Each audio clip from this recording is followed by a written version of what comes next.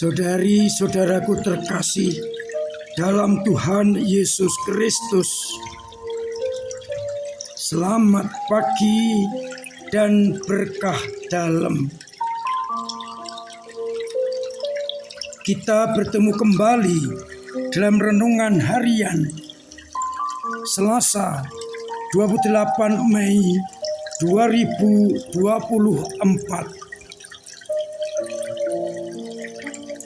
Permenungan kita dasarkan pada bacaan Ekaristi hari ini. Bacaan pertama dari surat Petrus yang pertama, bab 1 ayat 11-16 merupakan nasihat Petrus agar umat waspada dan menaruh kepercayaan sepenuhnya pada kasih karunia Allah yang telah dinubuatkan oleh para nabi. Mereka juga diingatkan, sekalipun mengalami penderitaan, namun mereka yang berpegang pada Kristus akan mendapatkan hidup yang kekal. Pendek kata, umat diminta untuk menaruh harapan hanya kepada Kristus dan jangan menuruti hawa nafsu yang dapat mencelakakan kita. Dari bacaan Injil Markus bab 10 ayat 28 sampai 31. Ketika Petrus bertanya, "Kami telah meninggalkan segala sesuatu dan mengikuti Engkau." Maka Yesus menegaskan, barang siapa meninggalkan rumah, saudara-saudaranya, ibu atau bapaknya, anak-anak atau ladangnya, pada masa sekarang akan menerima 100 kali lipat, dan pada akhir zaman menerima hidup yang kekal. Jaminan bila orang meninggalkan duniawi ini dan mengarah pada kehendak Allah. Saudari-saudaraku terkasih dalam Kristus, nasihat Petrus berlaku juga untuk kita. Apa itu? Yakni apa yang telah dinubuatkan oleh para nabi, yakni kasih karunia yang diperuntukkan bagi kita dalam pribadi Yesus Kristus yang telah turun dari surga. Maka kita diminta untuk hidup sesuai dengan kehendak Kristus. Memang akan mendapatkan banyak tantangan, kesulitan, penderitaan. Tetapi kita yakini kalau kita hidup sebagai anak-anak Allah dan tidak hidup mengikuti hawa nafsu, maka kita akan mendapatkan hidup yang kekal, hidup bersama Allah. Dikatakanlah oleh Petrus, "Hendaklah kalian kudus seperti aku kudus adanya." Berarti Yesus yang kudus, maka kita pun harus kudus. Pertanyaan untuk kita renungkan, bagaimana hidup kita? Apakah sudah mengikuti kehendak Roh yang selalu mendorong kita mentaati sabda-sabda Allah? Ataukah kita masih dikuasai oleh hawa nafsu duniawi? Dari bacaan Injil yang mau dikatakan adalah bagaimana kita mengutamakan kehendak dan sabda Allah daripada ikatan duniawi, ikatan keluarga, ikatan kekayaan. Maka dikatakan, barang siapa meninggalkan saudari-saudaranya, ibu atau bapaknya, anak-anak atau ladangnya, itu berarti semuanya dalam kerangka kekayaan duniawi akan mendapatkan ganjaran berlipat-lipat.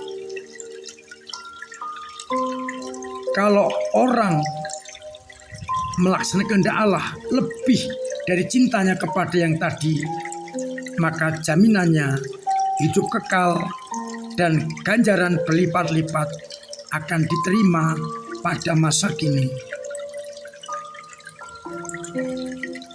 Saya sudah mengalami itu. Saya telah meninggalkan saudara-saudari, ibu, bapak, kekayaan keluarga, dan saya sudah mendapatkannya beribu kali. Maksudnya, seandainya saya tetap hidup berkeluarga, paling saudara saya hanyalah saudara-saudari saya dengan istri dan anak-anaknya, tidak lebih dari 50. Tetapi ketika saya meninggalkan orang tua, saudara, dan menjadi imam, saudaraku ribuan. Umat di mana aku pernah berkarya, umat di mana aku pernah melayani, pasti menjadi saudara dan saudariku. Teman-teman seminari, konfrater sekongregasi, atau biar-biarabat yang pernah saya layani, maka saudaraku menjadi berlipat-lipat karena saya memilih untuk mengikuti kehendak Allah. Oleh karena itu, saya mengajak kita semua untuk mengutamakan kehendak Allah, dan yang lain akan menjadi milik kita, ditambahkan. Maka saya mengajak keluarga untuk merelakan anak-anaknya menjadi seorang biarawan, biarawati, dan imam. Tidak akan kehilangan, tapi menambah jumlah saudara. Untuk itu, mari kita mencoba mendengarkan kehendak Allah dan melaksanakannya, melebihi ikatan-ikatan duniawi, agar akhirnya kita mendapatkan ganjaran dan juga hidup yang kekal. Maka pertanyaan yang kedua untuk kita renungkan, apakah aku sudah melaksanakan kehendak Allah lebih dari kehendak duniawi ini? Harapannya saya sudah mengikuti kehendak Allah. Tuhan memberkati kita sekalian. Amin. Marilah kita berdoa. Bapa yang penuh kasih, aku bersyukur karena sabdamu mendorong kami untuk hidup di hadapan-Mu. Biar dengan sabda itu aku semakin mampu untuk menjadikan kehendak-Mu segala-galanya, dan yang lain akan ditambahkan. Mampukan aku untuk selalu mengerti kehendak-Mu, mendengarkan dan melaksanakannya. Kuatkanlah iman umat-Mu yang lemah, yang kadang jatuh, kadang mandek. Doronglah agar akhirnya kami tetap mencari kehendak-Mu.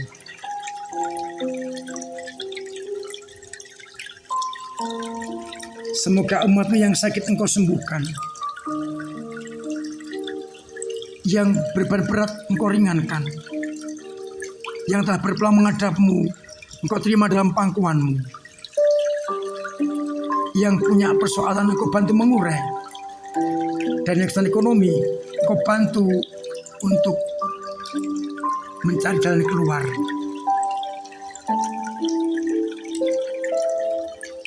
Semoga dengan bantuan dan rahmat-Mu, umat semakin tetap merasakan Engkau mendampingi mereka. Untuk itu, jaga, bimbing, dan berkati umat-Mu, Bapa dan Putra dan Roh Kudus. Amin. Saudari-saudaraku terkasih, tetap saya ajak untuk hidup sehat dengan terus-menerus menjalani pola hidup sehat agar terbebas dari penyakit dan mara bahaya, terutama virus corona. Saya undang umat untuk bersama-sama hadir menutup bulan Maria pada hari Jumat tanggal 31 Mei dengan Ekaristi pukul 6 sore di gereja.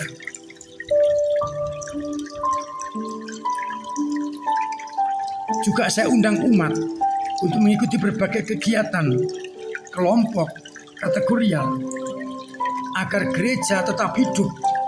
Setiap hari ada kegiatan.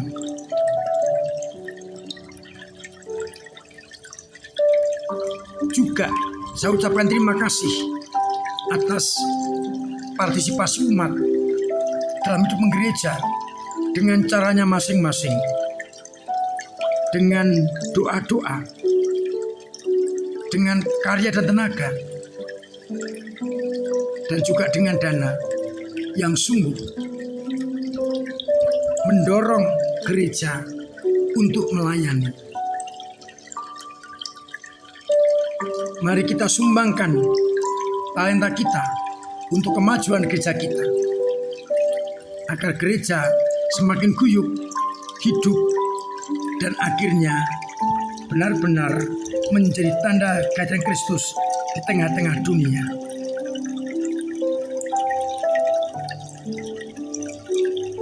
Akhirnya saya mengucapkan selamat pagi, selamat merenungkan, salam sehat. Tuhan Yesus memberkati.